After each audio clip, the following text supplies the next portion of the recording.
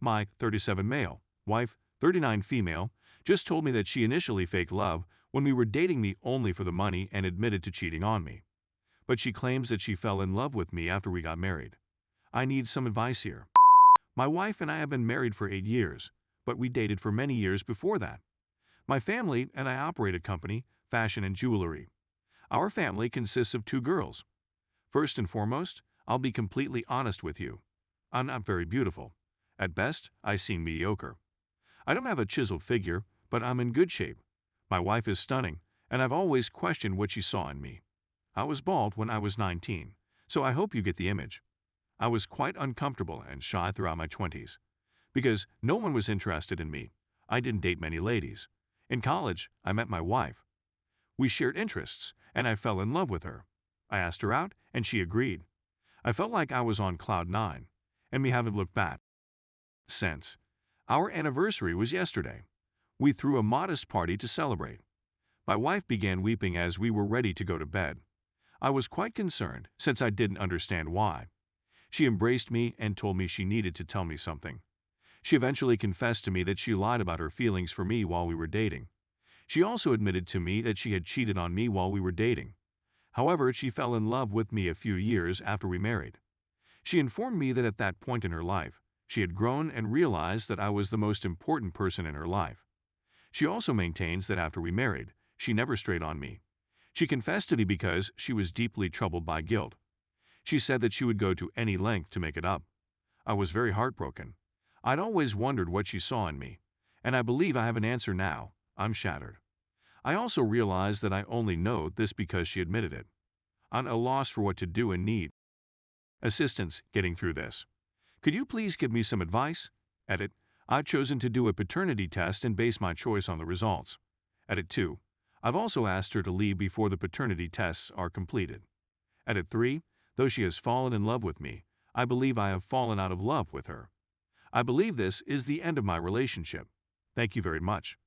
I have to go back to work, and I'd want to thank you for taking the time to listen to me. Story 2. Never understand how my ex-GF can treat cheating as a normal thing. So my D-Day was around 7 months ago.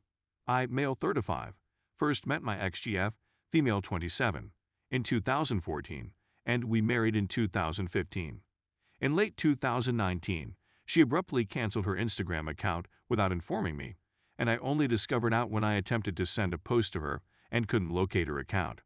When I challenged her, she said that she did it because she was harassed by her work buddy's friend's friend, let's call him X, who had been tagging her and attempting to hit on her.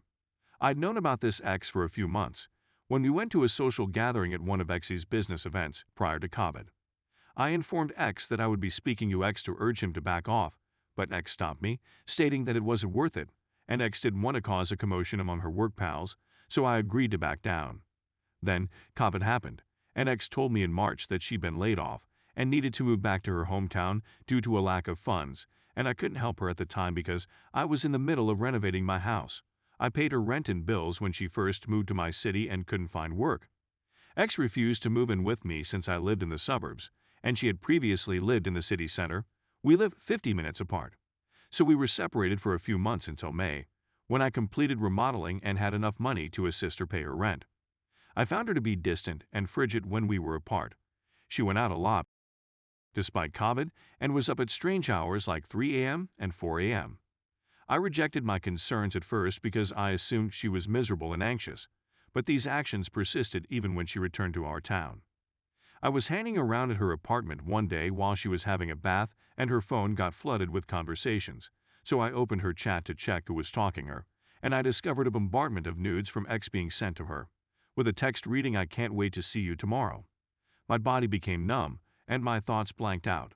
I was enraged, so I went back through her past conversations with X and discovered that they had been trading nudes since 2019. I photographed the discussions and nudity, then told her I had an emergency at work that I needed to attend to.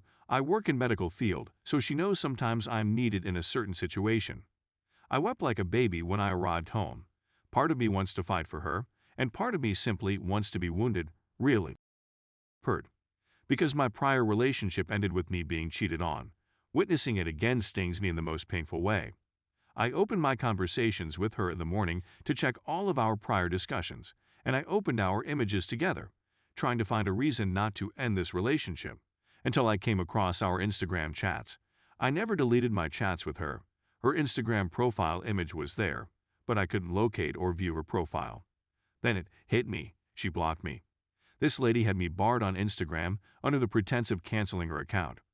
I created a new account to monitor her Instagram, and indeed, her account was active and not set to private.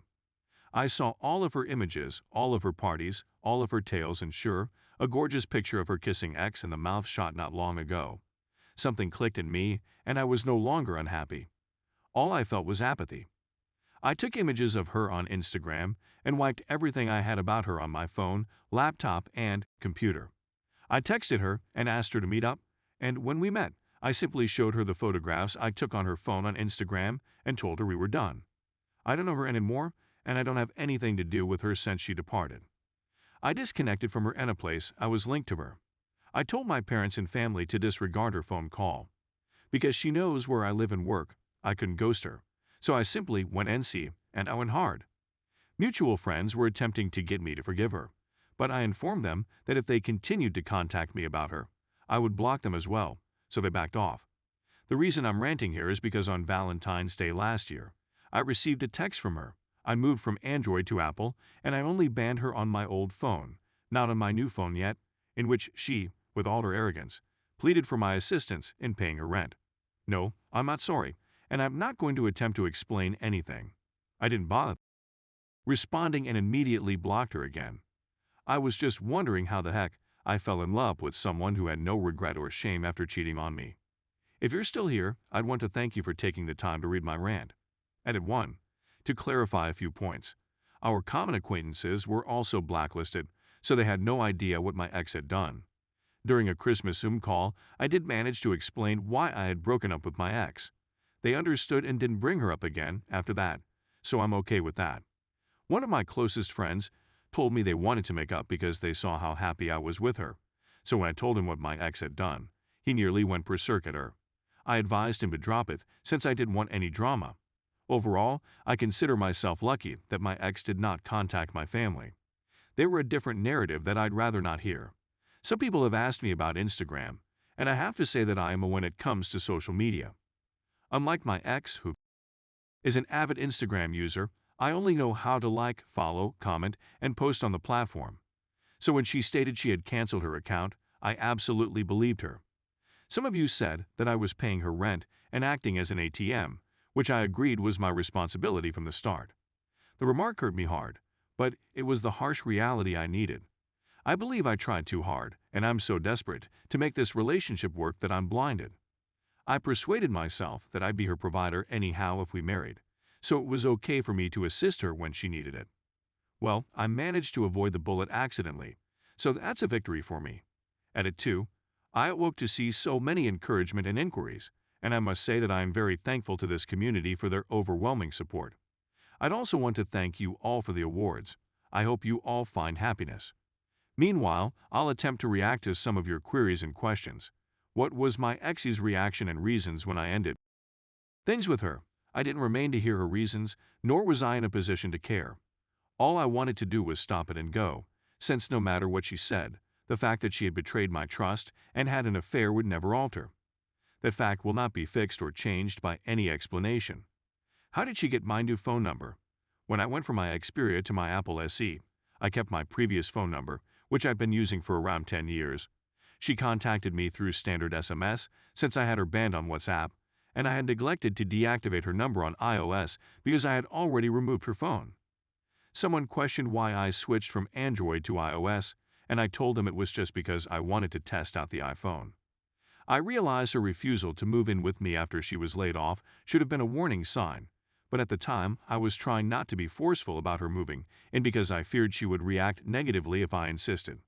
She doesn't drive and relies on me, her friends to go about, and since I am primarily working, she has informed me that if she moves in with me, she won't be able to go out with her friends or have anything to do. I was usually non-confrontational, but she despises being forced to do anything she doesn't want to do. To be honest, I don't know how to react to her attempts to win me back. I'm not sure whether I'm psychologically prepared to see her again or if I'm taken off guard when I do. Right now, this is the worst-case situation that could happen to me. For obvious reasons, I'm unable to ghost her house and work. Since I can't ghost her, I'm hoping she won't come to my home or workplace. I truly hoped she never shows her face again after 7 months. Thank you again for your encouragement and support. It brightened my day and reassured me that everything would be okay in the end.